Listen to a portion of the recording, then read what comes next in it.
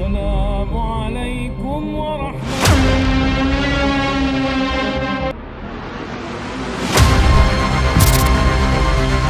مادرهای فرزند از دست داده تسلیت عرض می‌کنم.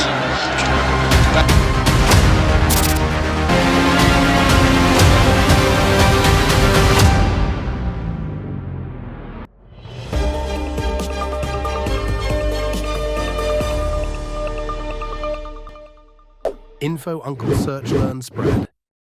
क्या आप जानते हैं कि ईरान का सबसे ताकतवर नेता, जिसके एक फतवे ने दुनिया भर को हिला दिया था, उसकी जड़ें इंडिया के एक छोटे से शहर बाराबंकी से जुड़ी हुई थी।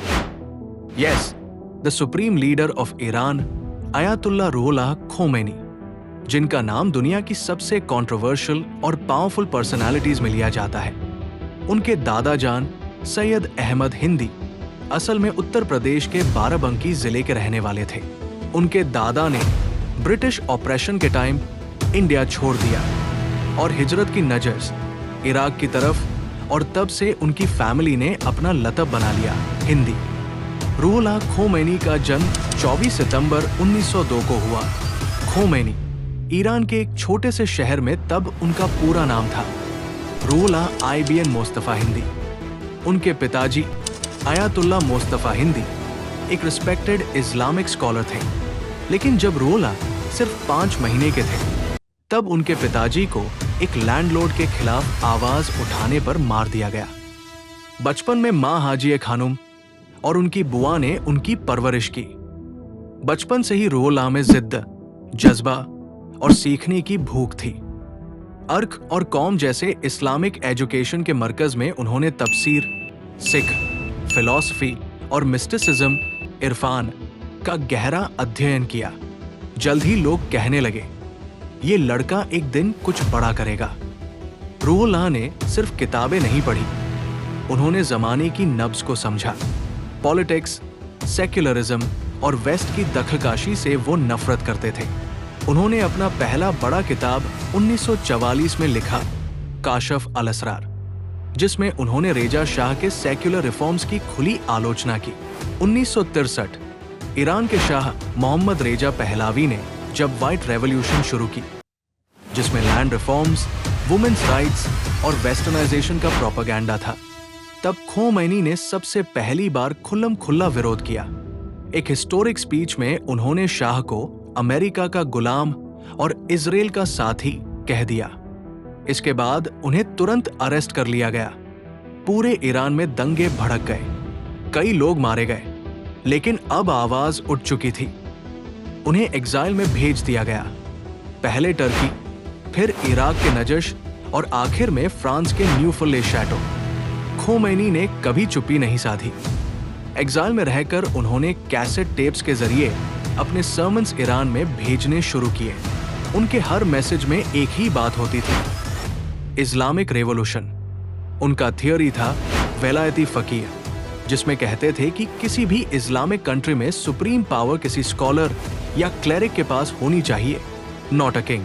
ईरान के लोग उनकी आवाज में अपना भगवान देखने लगे। और तब एक ऐसा वक्त आया जब शाह को ईरान छोड़ना पड़ा। 1 फरवरी 1979, 15 साल के एग्जाइल के बाद खोमेनी वापस आए तेहरान। उनका वेलकम कुछ ऐसा था जो दुनिया ने कभी नहीं देखा। 5 मिलियन लोगों का समुंदर उनका इंतजार कर रहा था। शाह का तानाशाह गिर चुका था। खोमेनी ने इस्लामिक रिपब्लिक ऑफ ईरान घोषित किया। एक रेफरेंडम हुआ जिसमें 98% लोगों ने कहा, हमें इस्लामिक रूल चाहिए। वो बन गए सुप्रीम लीडर, ईरान के पहले और सबसे पावरफुल लीडर। 1979 में ईरान यूएस टाइज टूट गए जब स्टूडेंट्स ने यूएस एम्बेसी में घुस के 52 अमेरिकन को 444 दिन तक कैद कर लिया। 1980 में सद्दाम हुसैन ने ईरान पर वॉर थोप दिया। 8 साल तक चली ईरान इराक वॉर में लाखों लोग मारे गए। खोमेनी ने हर स्टेज पे बोला, ये जिहाद है। जब यूएन ने सीज फायर का प्रपोजल दिया तो उन्होंने कहा, ये जहर पीने जैसा है, लेकिन अब जरूरत है। उनका टेन्योर कंट्रोवर्शियल रहा। स्ट्रिक्ट शरिया लॉज, वुमेन्स हिजाब मैंडेट, पॉलिटिकल एक्सिक्यूशंस, सब कुछ हुआ। 1989 में उन्होंने फतवा दिया ब्रिटिश ऑथर सलमान रुश्दी के खिलाफ, जिसने दुनिया भर में हंगामा मचा दिया। उनकी मौत 3 जून 1989 को हुई। फ्यूनरल में 10 मिलियन से ज्यादा लोग आए। दुनिया के सबसे बड़े जनाजों में से एक। उनका मकबरा आज भी तेहरान में है और उनका नाम आज भी ईरान की हर दीवार, हर दिल में लिखा है।